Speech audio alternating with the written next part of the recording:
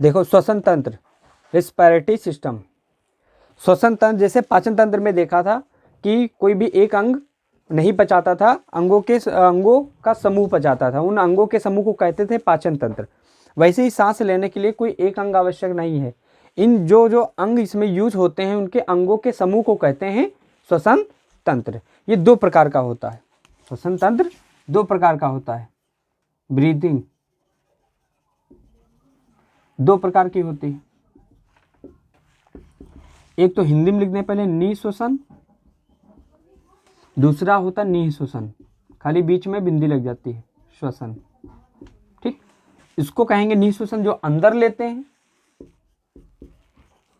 इनस्पायरेटरी system, इसको कहेंगे expiratory system. ठीक, निःश्वसन मतलब अंदर लेना, सांस को छोड़ना बाहर, वो निःश्वसन। इन अंदर, एक्स बाहर। ठीक, अब देखते हैं कि हम लोग लेते क्या हैं श्वसन में। श्वसन में वही लेंगे जो वायु में मौजूद होगा, जैसे कि नाइट्रोजन, ऑक्सीजन और कार्बन डाइऑक्साइड, यही लेते हैं और यही छोड़ते हैं। Nitrogen, oxygen, carbon dioxide. वायुमंडल में कितने परसेंट है नाइट्रोजन? 78%, ये पूरी लेते हैं। ठीक, ऑक्सीजन 21% जो हवा में जाती है अंदर। कार्बन डाइऑक्साइड कितनी होती है? 0.03%। 0. नाइट्रोजन का कोई काम ही नहीं होता बॉडी में, जितनी लेते हैं उतनी ही निकाल देते हैं, 78%। हमको हमारी बॉडी को चाहिए क्या? ऑक्सीजन। 21% लेते हैं लेकिन 17% निकाल देते हैं, 17% निकाल देते हैं। कितने? 4% का हेर फेर हुआ कि हम 4% ऑक्सीजन अंदर रख लेते हैं। वही 4% ऑक्सीजन जो है बाहर जब निकलेगी तो कार्बन डाइऑक्साइड के रूप में बाहर निकलेगी, तो 0.03% है, ये लगभग निकलती है वैसे, अरे पूरा लिख लो, 4.6%।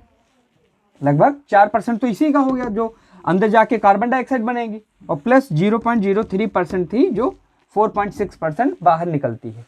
तो देख लेते हैं निःश्वसन इनस्पायरेटरी सिस्टम में होता क्या है। नाइट्रोजन, ऑक्सीजन, कार्बन डाइऑक्साइड जो भी वायुमंडल में होता सब लेते हैं। Nitrogen 78%, oxygen 21%, carbon dioxide 0.03%।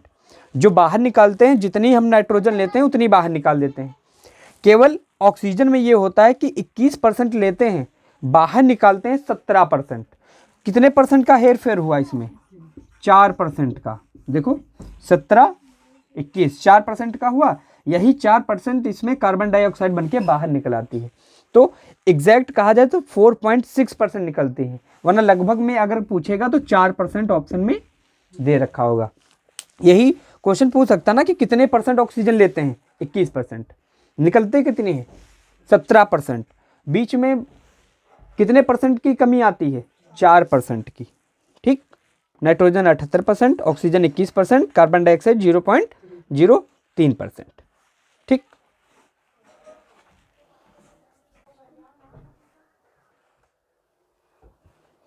अब देखते हैं कि कौन कैसे सांस लेता है। जैसे कि नंबर 1 देखा जाए, मछली। मछली कैसे सांस लेती है? फिश कैसे सांस लेती है? गलफड़ों से। गलफड़ों को क्या कहते हैं? गिल्स। गलफड़ों को क्या कहेंगे? गलफड़। ठीक, और एक चीज देख लें, नंबर 2 मेढक कैसे सांस लेता है? मेढक, ये थोड़ा इंपॉर्टेंट है, फ्रॉग कहते हैं ना इसको। मेढक कैसे सांस लेता है? देखो, अगर जब मेढक के छोटे बच्चे होते हैं, छोटे बच्चों को कहते हैं टेडपोल। टेडपोल कहते हैं। छोटे पे देखा होगा, जब मेढक के बच्चे होते हैं ऐसा लग रहा है मछली के बच्चे हैं, छोटे पकड़ लो, बढ़िया डिब्बे में पालते हैं, बाद में मेढक बन जाता है वो। ठीक, तो जब छोटे बच्चे होते हैं, जब जन्म लेते हैं मेढक के, उसको कहते हैं टेडपोल। जब टेडपोल होते हैं तब वो कैसे सांस लेते हैं? अपने गिल्स से, क्योंकि वो मछलियों की तरह होते हैं। वो मछलियां भी कैसे लेती हैं? गिल्स से। तो ये भी किससे लेते हैं? गिल्स से। ठीक, नंबर 2 जब ये मेढक बड़ा हो जाता है, जब ये बड़ा हो जाता है, एडल्ट हो जाता है, एडल्ट समझते हो, या जवान हो जाता है, जब ये तब कैसे सांस लेता है? फेफड़ों से। तब कैसे लेता है? फेफड़ों से। ठीक।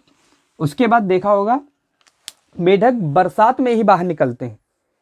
जब बारिश खत्म हो जाती है तो मिट्टी के नीचे चले जाते हैं। तो मिट्टी के नीचे कैसे सांस लेते हैं वो? मिट्टी के नीचे कैसे सांस लेते हैं? बाहर रहेंगे तो चलो नाक से ले लेंगे, फेफड़े से ले लेंगे। जब मिट्टी के नीचे चले जाते हैं तब वो त्वचा से लेते हैं सांस। जब वो किसमें हो जाते हैं? इनएक्टिव रहते हैं। जब इनएक्टिव मतलब निष्क्रिय अवस्था में जब होते हैं वो, जब निष्क्रिय अवस्था में होते हैं तो किससे लेते हैं? त्वचा से, स्किन से लेते हैं सांस। क्योंकि स्किन को ऐसे बड़ा करते हैं फिर दबा लेते हैं तो इसमें जितनी हवा आ जाती है वही को अंदर ले लेते हैं। अंदर उनको इतनी ऑक्सीजन की आवश्यकता नहीं होती है। वैसे नंबर 3 देख लेते हैं, मानव वगैरह। मानव कैसे लेते हैं सांस? मानव किससे लेते हैं? फेफड़ों से। ये ना करना नाक से, नाक से कि मुंह से, किससे सांस लेते हैं? फेफड़ों से। ठीक। नाक मुंह तो एक जरिया है ले जाने का। अगर फेफड़ा मांगे ना तो सांस नाक ले ही नहीं सकती, सांस ले ही नहीं सकते। तो किससे जाती है? फेफड़ों से। तो मानो किससे सांस लेंगे? लंग्स, लंग्स या फेफड़ा। ठीक। मानो किससे सांस लेंगे? फेफड़े से। मान लो अगर नाक वगैरह मुंह ना हो तो कैसे सांस लेंगे? अगर किसी के मुंह का मान लो ऑपरेशन होना हो कुछ, उसका मुंह तो सिस्टम पूरा बंद कर देंगे वो, तो सांस कैसे लेते हैं? उनके यहाँ से छेद करके एक पाइप डाल दी जाती है, क्योंकि सांस तो फेफड़ा लेता है ना, उसको जहां जगह दे दोगे वहां से ले लेगा सांस। ठीक। तो सांस हम नाक मुंह से नहीं लेते हैं, फेफड़े से लेते हैं। और एक चीज और देख लेते हैं।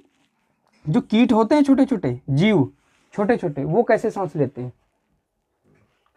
जैसे कॉकरोच वगैरह पढ़ाया था। कॉकरोच के कैसा था? बाह्य कंकाल था बाहर, मार देते थे, थोड़ी देर बैठा रहता था, देखे चले गए, फिर उठ कर चला जाता था।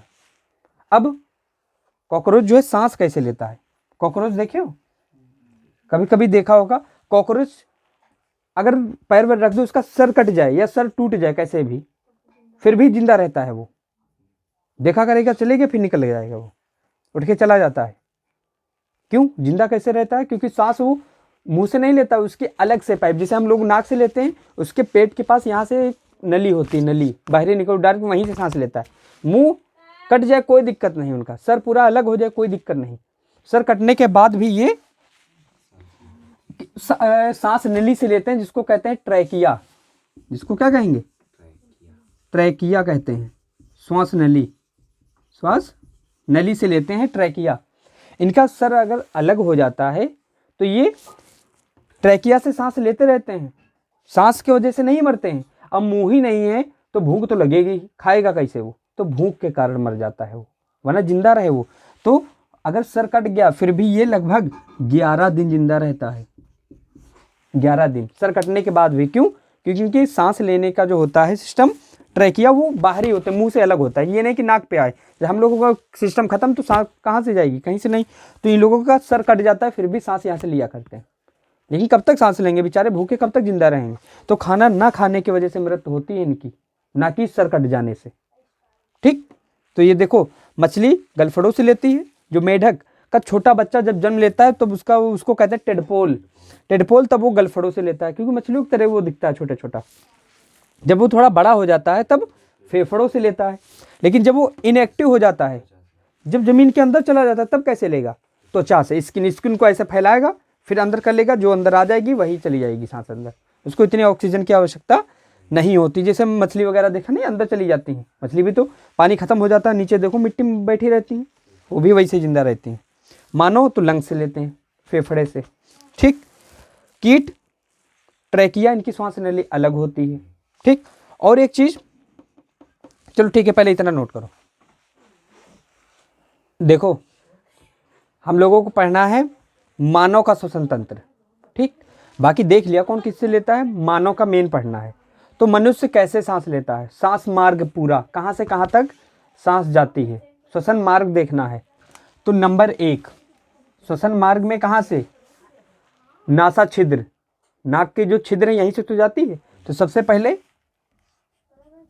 नासा छिद्र, उसके बाद जहाँ से नाक का ये ऊपर दो छेद होते हैं, ऊपर नाक जहाँ पे मुंह में आती है गले में ऊपर, उसको कहते हैं नासा कपाट, नासा कपाट। ठीक। नंबर 3 नासा छिद्र, नासा कपाट, फेरिंग्स, फेरिंग्स यहाँ पर जहाँ से मतलब खाना और श्वास एक ही नली में जाती है ना मुंह से, हलक जगह का हलक खने तो उसे हलक से डाल के निकाल लेवे तो हलक, लास्ट वाला जो छेद है उसको क्या कहेंगे? नासा छिद्र, नासा कपाट, फेरिंग्स या हलक कह लो, हलक इसको कहेंगे फेरिंग्स। ठीक, फेरिंग्स। नंबर 4 हलक के बाद यहाँ पर जो होती है ये, इसको कहेंगे लेरिंग्स, फेरिंग्स, लेरिंग्स। लेरिंग्स को कहते हैं वैसे स्वर, स्वर तंत्र, इसको लेरिंग्स, लेरिंग्स, लेरिंग्स लिखो। ठीक, इसको क्या कहेंगे? Voice box, voice box. देखो नासा छिद्र, नासा छिद्र के बाद नासा कपाट, फिर फेरिंग्स, फिर लेरिंग्स। लेरिंग्स यहाँ से ही आवाज़ निकलती है, जैसे देखो बोल रहे हैं ऐसे आवाज़ चेंज हो रही है। शरीर में और कहीं भी मारो तो आवाज़ चेंज नहीं होगी, इसका मतलब स्वर यहीं से निकल रहे हैं, यहीं, इसलिए इसको क्या कहते हैं? Voice box. यहाँ से आवाज़ निकलती है, वॉइस बॉक्स। तो नासा छिद्र से नासा कपाट, फेरिंग्स, लेरिंग्स, और जिससे सांस जाती है जिसमें भोजन और सांस एक में होता है, ट्रैकिया, इसको क्या कहेंगे? ट्रैकिया। Number 5 trachea. ठीक, ट्रैकिया। जिससे देखो नासा छिद्र, नासा छिद्र के बाद जो नाक है यहां से जाता है सिस्टम, ये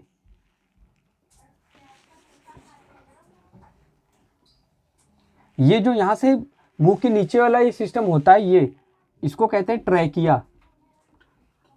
इसमें खाना और श्वास, हवा दोनों जाती है। ठीक, ट्रैकिया। ट्रैकिया के बाद यहां से दो सिस्टम दो जगह बढ़ जाता है, इधर चला जाता है भोजन हमारा, और इधर क्या चली जाती है? दो जगह बटा होता है। लेकिन फेफड़े में भी दो जगह जाता है सिस्टम, दोनों साइड होते हैं ना फेफड़े, तो इसको क्या कहेंगे? ये तो दो जगह बटी होती है, ये हवा वाली है जो दो जगह बटी होती है, इसको कहते हैं ब्रोंकियो। नासा छिद्र, नासा कपाट, pharynx, larynx, trachea, bronchi, bronchi. और इसके बाद होता है ये ब्रोंकाई हो गया, इसके बाद ऐसे निकले होते हैं ये ऐसे, इनको कहते हैं ब्रोंकियोलेस। इनको क्या कहते हैं? ब्रोंकियोलेस।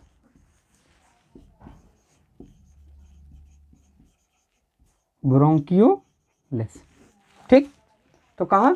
नासा छिद्र, नासा कपाट, फेरिंग्स, लेरिंग्स, ट्रैकिया, ब्रोंकाई और ब्रोंकियोलेस, जो ये निकले हैं। नासा छिद्र, नासा कपाट, फेरिंग्स, लेरिंग्स, ट्रैकिया, ब्रोंकाई, ये ब्रोंकियोलेस। इसके बाद एक लगा होता है एल्वियोली। क्या? एल्वियोली। एल्वियोली जानते हो? जैसे देखो इसको फिर से बना दे पूरा सही से, ये मुंह से आई पाइप। ठीक, ये क्या हो गया? ट्रैकिया। ठीक, इसके बाद ये ब्रोंकाई, ये क्या हो गया? ब्रोंकाई। ठीक, और ये ब्रोंकियोलेस, ये जो निकले होते ना, इनकी संख्या हजारों में होती है, हजारों में। और एल्वियोली जानते हो? इसमें ऐसा ऐसे होता है सिस्टम, ऐसे कमरा टाइप का।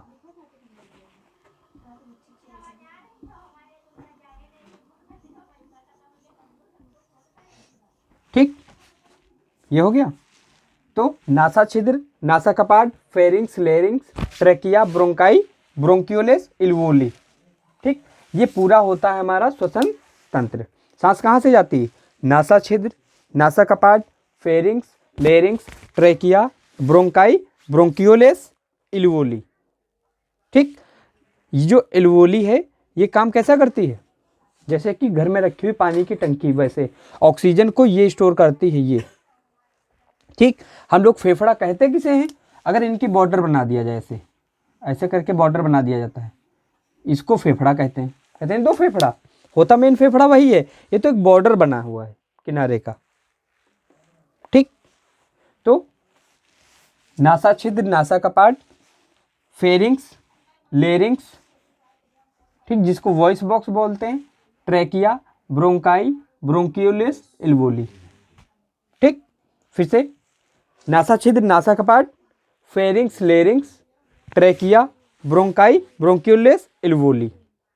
ठीक, लास्ट में जा करके ऑक्सीजन कहाँ रुकती है? यहाँ पे।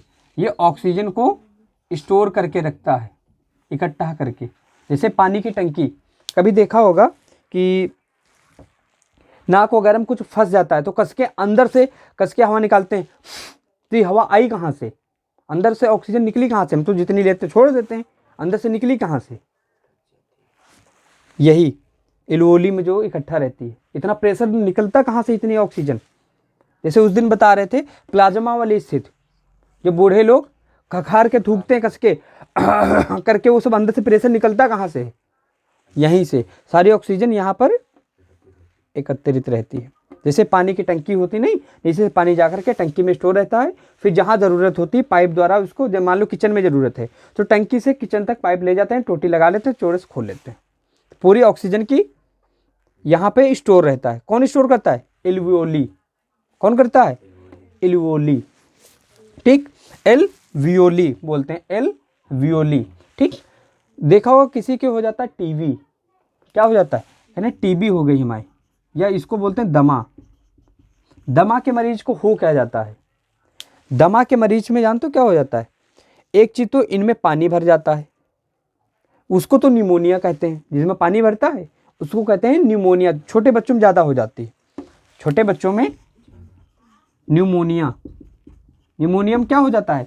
फेफड़ों में पानी भर जाता है, फेफड़ों में पानी भर जाता है। अब फेफड़ों में पानी आया कहाँ से? फेफड़े में पानी तो जाता नहीं है, ऑक्सीजन जाता है, तो फेफड़े में पानी कहाँ से आया?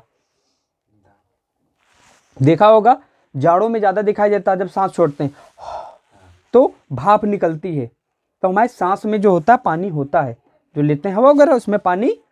जैसे एसी लगी होती है जिनके घर में, देखा होगा पाइप बाहर लटकी होती है जिससे पानी टपकता है एसी का। अब क्या एसी पानी बनाती है? नहीं, गर्मियों में दिखता नहीं है, जो हम हवा छोड़ते हैं, जो सांस लेने के बाद निश्वसन एक्सपायरेटरी सिस्टम जो हुआ है हमारा, उससे जो हवा निकली है उसमें रहता है पानी। एसी क्या करता है? उस पूरे पानी को स्टोर करके बाहर निकाल देता है, और कहीं और से नहीं आया है, हमारी जो सांस से निकला है पानी वही बाहर टपकता होता है, बाहर दिखाई देता है साफ साफ कि हाँ एसी से पानी निकल रहा है। देखिए एसी का खुद का पानी तो है नहीं, जो कमरे में हम लोग छोड़ते हैं सांस, उससे जो पानी होता है वो निकलता है बाहर, तो वही पानी इसमें भर जाता है, तो उसको हो जाते है क्या? निमोनिया बीमारी। टीबी में क्या होता है? जो टीबी के मरीज होते हैं उनके अंदर जो टीबी के वो हो जाते हैं कीटाणु, वायरस वगैरह, वो क्या करते हैं? इनको खा करके इसमें छेद कर देते हैं, इसमें खा करके छेद कर देते हैं। अब मान लो टंकी में छेद हो, कहाँ तक टंकी में पानी भरेगा? तो उनका क्या होता है? ऑक्सीजन कम होने लगती है शरीर में, ऑक्सीजन रुक ही नहीं रही, तो होगा क्या? तो देखा होगा इनके छेद कम हो जाते तो सांस फूलने लगती। सांस क्यों फूलती? क्योंकि इनकी ऑक्सीजन यहाँ रुकती नहीं, तो ज़्यादा हवा की जरूरत होती है ऑक्सीजन की, तो बहुत तेज ऐसा कहते नहीं सांस फूल रही है, तो इनके ये खा करके क्या कर देते? छेद कर देते हैं, इसमें छेद कर देते हैं तो घाव हो जाता है। देखा होगा जब खांसते हैं तो खून आता है, ब्लड मुंह से, तो ब्लड कहाँ से आता है? क्योंकि यहाँ पे हो जाता है घाव एल्वोली में। यही क्या करते हैं? यही क्या करते हैं? ऑक्सीजन को स्टोर करके रखते हैं। और एक चीज, जो कोरोना हो जाता है, कोरोना में भी सेम सिस्टम यही है कि ऑक्सीजन लेवल क्या होता है? कम हो जाता है। कैसे? वो तो महा इससे खतरनाक होता है, ये 1-2 मात्रा में तो होते नहीं, हजारों की मात्रा में होते हैं एल्वोली। ठीक, जब कोरोना वाला वो जाता है वायरस, वो क्या कहते हैं? इस एल्वोली को ही खा जाता है, वो इस एल्वोली को ही खा जाता है, पूरा कोरोना एल्वोली खा ही गया। अब खा ही गया तभी देखा होगा कहते नहीं ऑक्सीजन लेवल नहीं रुक रहा। रुकेगा मतलब क्या हुआ कि इसमें स्टोर होना चाहिए, स्टोर होना चाहिए। और जैसे हम एक बार में जितनी नॉर्मल सांस लेते हैं, इसको कहते हैं टाइडल वॉल्यूम। टाइडल, जो हम एक बार सांस में लेते हैं उसको क्या कहते हैं? Tidal volume. ठीक, टाइडल वॉल्यूम, एक टाइडल वॉल्यूम होता है जितनी सांस हम लेते हैं, नॉर्मली जितनी लेते हैं छोड़ देते हैं, लें या छोड़ें, जितनी लेंगे उतनी ही छोड़ेंगे, उसको कहते हैं टाइडल वॉल्यूम। पूछते हैं टाइडल वॉल्यूम किसे कहेंगे, जितनी सांस लें या छोड़ें उसको कहते हैं टाइडल वॉल्यूम। ठीक, अगर कभी कभी पूछते हैं टोटल लंग्स कैपेसिटी, जैसे कहते हैं इनकी टीएलसी बढ़ गई या घट गई, TLC, total lungs capacity, TLC कहाँ लिख दें यहाँ, टीएलसी, इसको क्या कहेंगे, टोटल लंग्स कैपेसिटी, कैपेसिटी। ठीक, टोटल लंग्स कैपेसिटी, ये क्या टोटल लंग कैपेसिटी का मतलब समझ रहे हो, जितनी मैक्सिमम सांस ले पाए, यहां रुक गई, ये टोटल लंग्स कैपेसिटी हो गई। जितनी नॉर्मल लेते हैं उसको कहते हैं टाइडल वॉल्यूम। और ये लगभग जानते हो, जो नॉर्मल हम सांस लेते हैं वो 500 ml तक लेते हैं, 500 ml तक, 500 ml तक। और जो हम क्या करते हैं, जो हमारी टोटल लंग्स कैपेसिटी होती है, ये कितनी लेती है, ये कितनी लेती है, 6 लीटर तक, लगभग कितना, 6 लीटर तक, समझ रहे हो। देखा होगा जब आर्मी वगैरह में भर्ती करते हैं तो इतना टेस्ट वगैरह नहीं लेते हैं, वो क्या कहते हैं, छाती फुलाओ, छाती नापते नहीं, 5 सेंटीमीटर फूलनी चाहिए, कहते छाती, वो चेक क्या करते हैं समझते हो, टोटल लंग्स कैपेसिटी। जिसका फेफड़ा सही होगा उसका ऑक्सीजन सही होगा, ऑक्सीजन सही होगा तो उसके शरीर में वैसे एनर्जी अच्छी बनेगी, एनर्जी अच्छी बनेगी तो शरीर फुर्तीला होगा। अगर यहीं फेफड़ा सही 5 सेंटीमीटर फूल नहीं रहा तो इसका मतलब उसके फेफड़े में कोई दिक्कत है, दिक्कत है समझ लो, बीमारी है, चेक करने नहीं, वहाँ इसे कहेंगे सांस फुलाओ। टोटल लंग्स कैपेसिटी में 5 सेंटीमीटर फूलना चाहिए। वैसे देखो नहीं चेक करवाते हैं चेस्ट, कहेंगे फुलाओ, कस के फुला देते हैं सब, तो खाली ये चेक करते हैं, ये सीना नहीं चेक करते कि 5 सेंटीमीटर फूल रहा है, ये चेक करते हैं कि फेफड़ा कितना उठ रहा, 5 सेंटीमीटर फूल रहा है कि नहीं। अगर फेफड़ा कम फूलेगा तो क्या कहते हैं, इनके फेफड़ों में कुछ दिक्कत है, बीमारी, तो बीमार वाले तुरंत निकाल देते हैं, क्योंकि मेडिकल ज़रूरी होता है आर्मी में। तो वो टाइडल वॉल्यूम जो नॉर्मल सांस लेते हैं हम, टोटल लंग्स कैपेसिटी जो मैक्सिमम हम जितनी सांस ले पाएँ उसको कहते हैं ये। टीबी के क्या करते हैं, इल्वोली में खा के थोड़ा छेद कर देते हैं जिससे ऑक्सीजन इसमें रुक नहीं पाती है। ठीक, तो ऑक्सीजन लेवल कम होने से मृत्यु हो जाती है इंसान की, घाव हो जाता है, इसीलिए जब खांसते वगैरह हैं तो ब्लड आ जाता है। ठीक, निमोनिया में क्या होता है, इसमें पानी भर जाता है, पानी और कहीं से नहीं आता है, हमारे क्या होता है जो सांस लेते हैं उसी में पाया जाता है, जो हमारी एसी में दिखाई देता है। ठीक, इतना नोट करो। कितना देख चुके हैं, नासा छिद्र, नासा कपाट, फेरिंग्स, लेरिंग्स, ट्रैकिया, ब्रोंकाई, ब्रोंक्यूलिस, इल्वोली। ठीक, इल्वोली के हिंदी में कहते हैं वायु कोष्ठक, वायु कोष्ठक जो वायु को रखते हैं अपने जगह। ठीक, ये स्टोर करके रखते हैं। ठीक, इतना समझ में आया। पूरा श्वसन तंत्र कहाँ से शुरू हुआ, नासा छिद्र, नासा कपाट, फेरिंग्स, लेरिंग्स, ट्रैकिया, ब्रोंकाई, ब्रोंक्यूलिस, इल्वोली। बाह्य श्वसन तंत्र इतना होता है। श्वसन तंत्र 2 प्रकार के होंगे, एक बाहर जो फेफड़े तक होता है, सब लोग इतने पढ़ा के छोड़ भी देते हैं, बुक में भी इतना ही लिखा होता है ज़्यादातर, क्योंकि इसके बाद वाला मेन कठिन वो होता है जो आंतरिक जाता है, क्योंकि ऑक्सीजन की आवश्यकता कहाँ थी हमको, सेल में एक कोई था जहाँ पे क्रेब्स साइकिल चलती थी, उसको ऑक्सीजन की आवश्यकता थी। माइटोकॉन्ड्रिया की खोज अल्टमाइन ने की, वो क्या करता था, ऑक्सीजन से क्रेब्स साइकिल चलती थी, उसमें 38 एटीपी मिलाकर के ग्लूकोज बनाता था जिससे हमको एनर्जी मिलती थी, इसलिए माइटोकॉन्ड्रिया को ऊर्जा गृह कहते थे, सेल्स का पावर हाउस कहते थे उसको। ठीक, लेकिन इससे पहले देखते हैं, इसमें फेफड़ों के नीचे एक चीज पाई जाती है, ऐसे ऐसे लगभग पाया जाता है। ठीक, ये पूरा ये मांस का बना होता है। ठीक, जिसको कहते हैं डायाफ्राम, इसको कहते हैं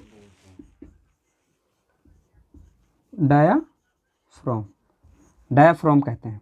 ठीक, इसका काम क्या होता है, कभी ये सोचे हो कि सांस लेते हैं बाद में बाहर कैसे निकलती है, फेफड़े की इतनी औकात नहीं है कि वो बाहर निकाल सके, सांस जैसे लिए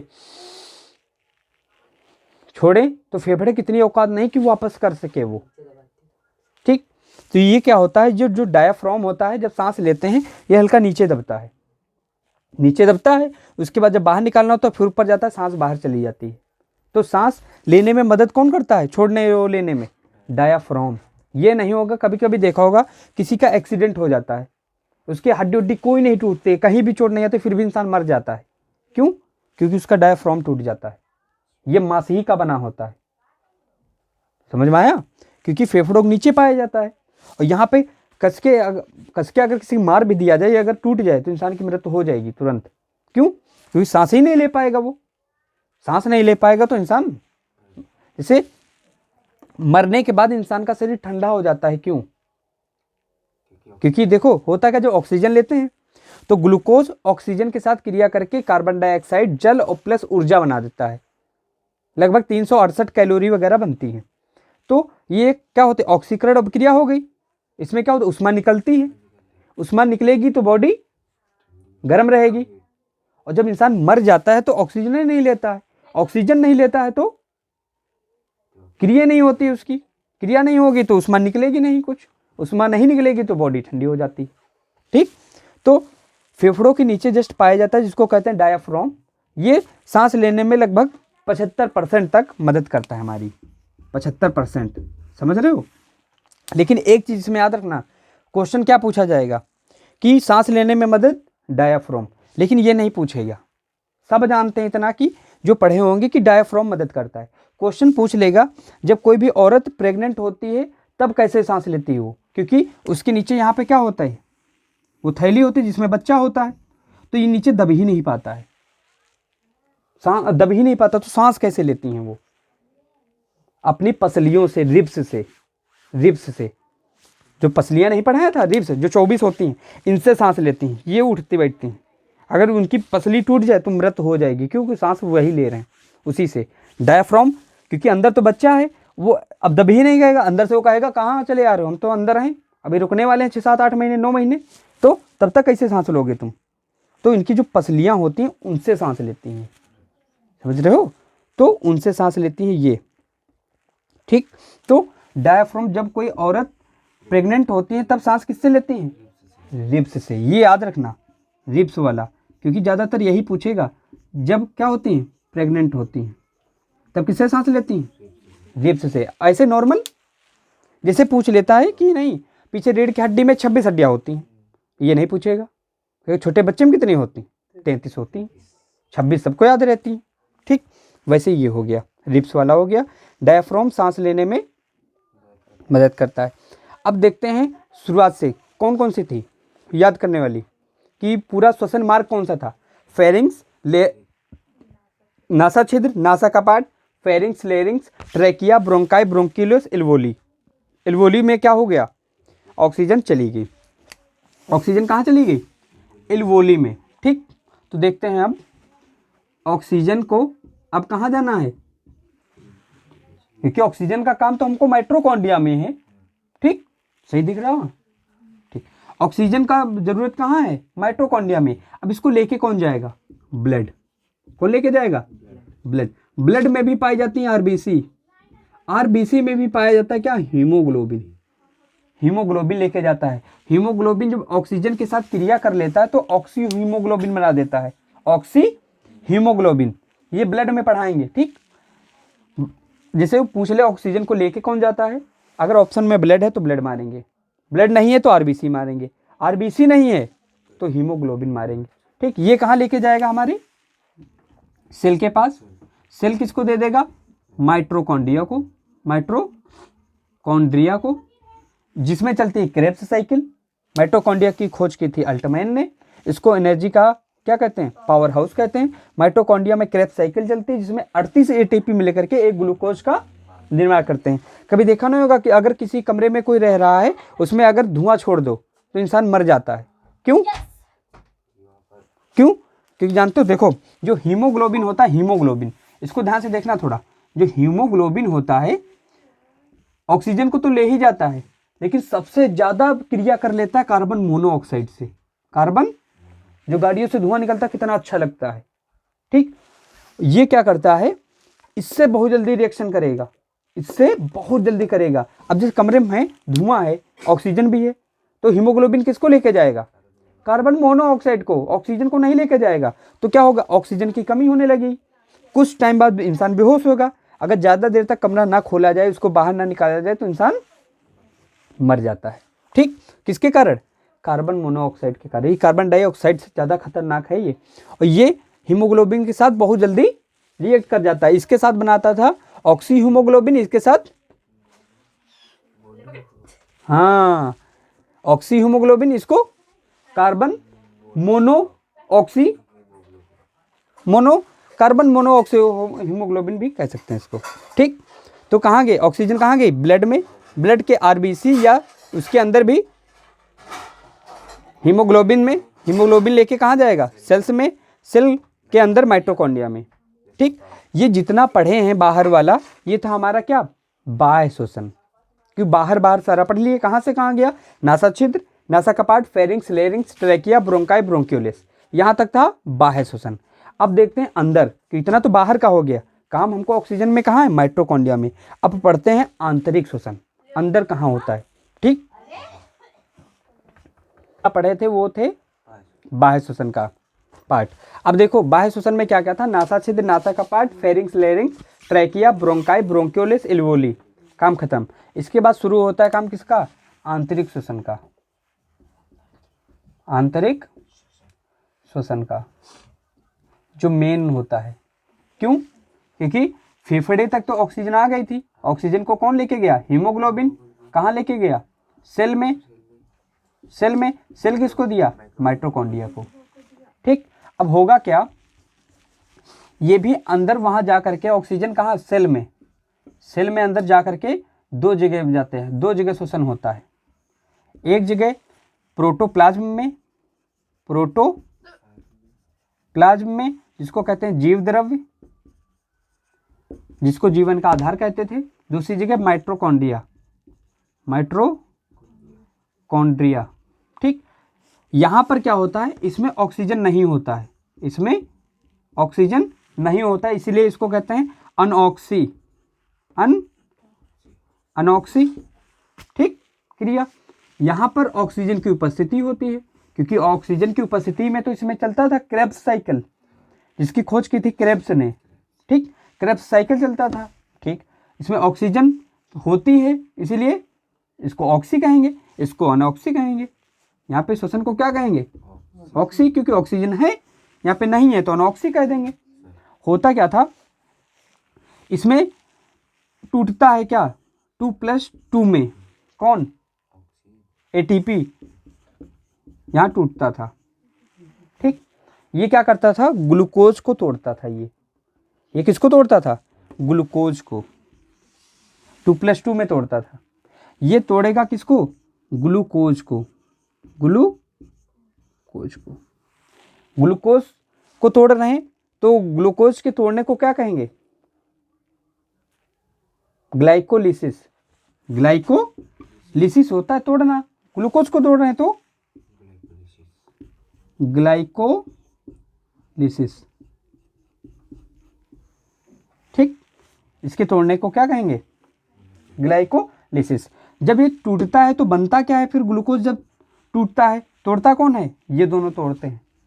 जैसे ये दोनों बचे रह जाते हैं, जैसे कि मान लो बाजार भेजा गया कुछ खरीदने, 10 रुपये का सामान मिल रहा है, 20 रुपये दिए गए, 10 रुपये हमारी जेब में चले गए, 10 रुपये काम हो गया।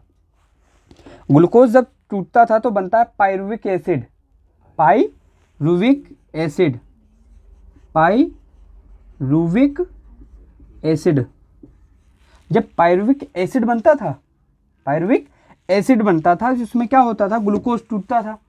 जब ग्लूकोज टूटता था तो यहाँ पर बनते हैं 2 पायरुविक एसिड, और एक पायरुविक एसिड में 18 एटीपी होते हैं, एक पायरुविक एसिड में 18 एटीपी, तो 2 बन रहे हैं तो 18 18 36 एटीपी, 36 एटीपी बन गए। क्या बन गए 36 एटीपी। अब इसने क्या किया 36 एटीपी यहां से उठा लिए, और प्लस 2 एटीपी तो इसके पास पड़े रह गए थे ना, 2 यहां से उठा लिए, तो टोटल कितने हो गए 38 एटीपी। यही तो पढ़े 38 एटीपी मिल करके एक ग्लूकोज का निर्माण करते थे। ये किसका निर्माण कर दिए ग्लूकोज का। ग्लूकोज से हमको क्या मिली ऊर्जा, इसीलिए इसको क्या कहते हैं ऊर्जा ग्रह कहते हैं। लेकिन क्वेश्चन यहाँ पे ये माइंड में उठना चाहिए, ग्लूकोज को तोड़े ग्लूकोजे बना, ये ग्लूकोज कहाँ से आया, क्यों यहाँ ग्लूकोज को तोड़ा तभी तो इसको ग्लाइकोलिसिस बोला। ग्लाइकोलिसिस हो गया, इसको तोड़ने के बाद क्या बना, पायरुविक एसिड, वही 2 पायरुविक एसिड बने, एक में 18 एटीपी होते हैं। एटीपी का full form adeno triphosphate, adeno triphosphate. 18 ATP इसमें बने, 18 दूसरे वाले में बने, 2 पायरुविक एसिड बने, 18 18 36 बन गए, 2 इसके पास बचे रह गए थे, जो ये क्रेब्स साइकिल से मिल करके, इनको मिला करके 38 एटीपी मिला करके ग्लूकोज बना देते हैं। ग्लूकोज से हमको एनर्जी मिलती है, ठीक, इसी एनर्जी से हमारा शरीर काम करता है और इसीलिए इसको सेल का पावर हाउस कहते हैं। बात यहाँ पर थी कि ये ग्लूकोज कहाँ से आया। जो हम खाना खाते हैं, खाना या फल या फ्रूट या अंडा कुछ भी खाते हैं, उनसे मिलता है ग्लूकोज, वो इसका रूप दूसरा होता है, ठीक। जैसे मान लो लोहे की कोई चीज़ की आवश्यकता है हमको, रॉड की, ठीक, लोहे का बहुत बड़े, इतनी बड़ी चीज़ पड़ी है, उसका तो काम आएगा नहीं, उसका एक फॉर्म काम आता है। जैसे रोटी बनती है गेहूं की, आपका तो गेहूँ खा लो, रोटी ना बनाओ तो रोटी अलग चीज़ हुई, बनता वही उसी से, गेहूं ही का। तो वैसे यहाँ पर जो ग्लूकोज होता है ये हमको मिलता है किससे, खाने से, खाने से मिलता है। इसको तोड़ करके किसमें, पायरुविक एसिड में चेंज करते हैं, जो इसको चेंज कर देता है 2 पायरुविक एसिड में, एक पायरुविक एसिड में 18 एटीपी, तो 2 में मिला करके 36 एटीपी उधर के, 2 एटीपी इधर के, टोटल हो जाते हैं 38 एटीपी।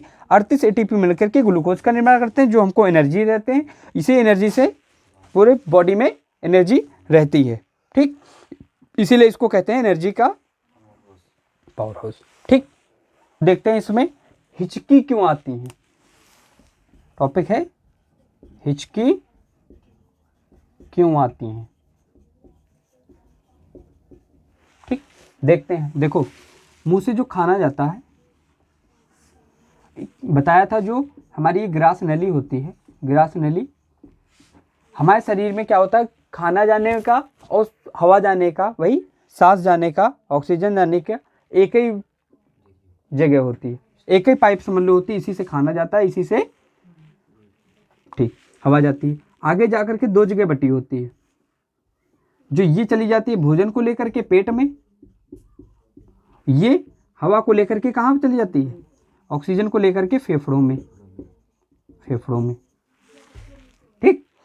अगर अब चीज देखो, यहां से खाना या ऑक्सीजन आएगी, ठीक, तो इधर जाती है ऑक्सीजन, इधर चला जाता है भोजन।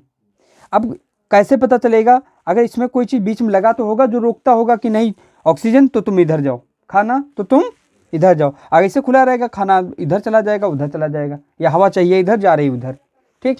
तो इसको बीच में कंट्रोल करने के लिए एक ग्रंथि लगी होती है ऐसी छोटी सी, जिसका नाम होता है एपिग्लोटिक्स, एपिग्लोटिक्स। एपिग्लोटिक्स का काम ये होता है, एपिग्लोटिक्स करता क्या है, एपिग्लोटिक्स ये करता है कि जैसे कि मान लो ऊपर से हवा आई तो ये देखेगा, माइंड इसको, माइंड जो सबसे पीछे मेडुला ओब्लांगेटा होता है, ये पढ़ाएंगे ब्रेन में, सबसे पिछला भाग होता है ब्रेन का, वो इसको कंट्रोल करता है, ठीक, या साफ साफ भाषा में कहा जाए ब्रेन कंट्रोल करता है, ठीक, वो ब्रेन में बताएंगे अंदर, ब्रेन कंट्रोल करता है, ठीक। इसका काम क्या होता है, अगर हवा आता है तो ये इधर बंद हो जाता है, जब सांस लेते हैं, जब खाना खाते हैं तो इधर बंद हो जाता है, ये कंट्रोल करता है। लेकिन होता क्या है, हिचकी कब आने लगती है, जैसे मान लो खाना खा रहे हैं हम, सोच रहे हैं कुछ और, सोच रहे हैं, माइंड वहाँ पूरा ध्यान लगाए हुए है कि हाँ ये वो पूरा सोच रहे हैं, जब खाना खाएं, अब एपिग्लोटिक्स क्या कर रहा है, माइंड से पूछ रहा है बताओ किधर बंद हो जाए, माइंड तो अलग ही व्यस्त है, तो एपिग्लोटिक्स को समझ में नहीं आता कि किधर बंद होना है, एपिग्लोटिक्स समझ नहीं पाता, आ रहा खाना ही, लेकिन हो क्या जाता है, वो खाने वाली साइड बंद हो जाता है, खाना वाली साइड बंद हो जाता है। अब हो क्या जाता है, खाना इधर चला आता है, तब तुरंत क्या कहता है, फेफड़ा देखता रहता है, अरे ये कहाँ से आ रहे हो, हमारे तो हवा आने वाली जगह है, तो तुम्हें क्या करता है, धम से धक्का मारता है इसको पीछे भेजने के लिए। तब जब हिचकी आती है, देखो कितनी तेज झटका आता है, तो क्या फेफड़ा कहता है, तुरंत इधर से प्रेशर लगाता है कि नहीं खाना वाला है, तुम खाने वाले में जाओ। तब जब हिचकी आती है तब माइंड को समझ में आता है ये क्या हो गया, तब वो देखता है कि नहीं अरे खाना उधर चला गया। तो हिचकी कब तक आती रहती है, जब तक इससे खाना बाहर नहीं निकल जाता है। अगर फेफड़े में रहेगा, अंदर आए खाना, तो देखा उधर से झटका देगा तो हिचकी कैसे आती है, हुच, तो उसमें होता क्या, जितना खाना होता है जम से ऊपर आ जाता है, और जब तक हिचकी आती रहती है जब तक खाना वो ये हवा वाली नली से बाहर नहीं चला जाएगा, जिसको क्या अभी बताया था, क्या नाम होता है, ब्रोंकियोलेस, ब्रोंकियो होता है, ट्रैकिया, ब्रोंकाई, फिर ब्रोंकियोलेस अलग निकले होते थे। ये क्या है, ठीक, ट्रैकिया ब्रोंकाई है ये, ब्रोंकाई, ठीक।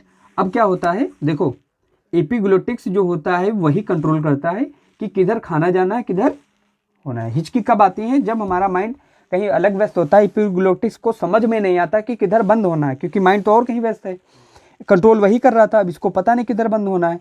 अब जा रहा भोजन तो इधर ही बंद, भोजन ही साइड बंद हो गया, भोजन चला गया फेफड़े में, फेफड़े में चला गया तो उसमें जो फेफड़ा देखता कि नहीं ये तो हमारी हवा आने वाली जगह है, तुम खाना कहाँ आ रहे हो, तो तुरंत झटका देता, वापस भेजता है उसको, वापस भेजता, वही हिचकी आती है इनको। कहते नहीं कोई याद कर रहा तब हिचकी आ रही, ऐसा कुछ नहीं है।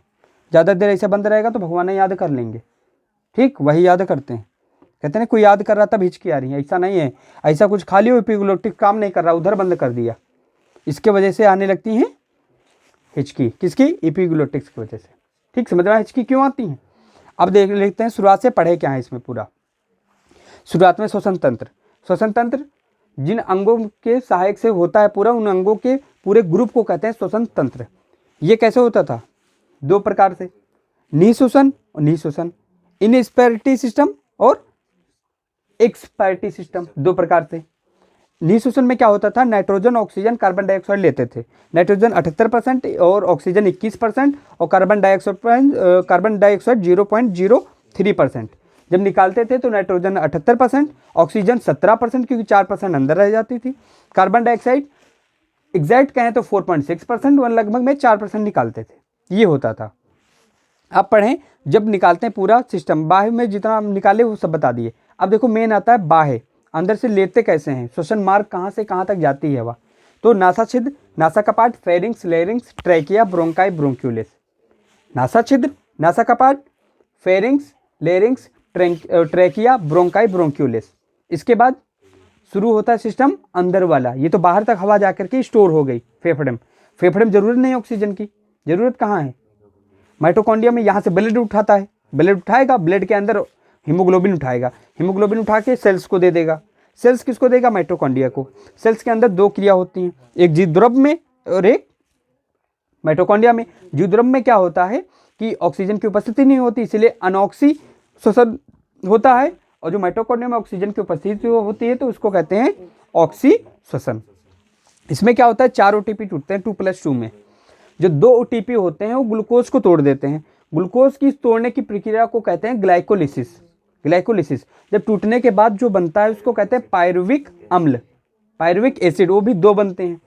एक पायरुविक एसिड में 18 एटीपी होते हैं, 2 में 36, 2 बचे रह गए थे जो 4 तोड़े था, तो 36 और 2 मिलाकर के माइटोकॉन्ड्रिया में चलती है क्रेब्स साइकिल, 36 2 मिलाकर के 38 एटीपी हो गए, वो 38 एटीपी से बना देता है ग्लूकोज, ग्लूकोज से मिलती है ऊर्जा, ऊर्जा से हमारा पूरा शरीर चलता है, ठीक। ये पूरा हो गया हमारा श्वसन तंत्र, वो ऊर्जा देता है माइटोकॉन्ड्रिया, इसलिए उसको कहते हैं सेल्स का पावर हाउस या ऊर्जा ग्रह, ठीक। ये हमारा श्वसन तंत्र खत्म, ठीक, धन्यवाद।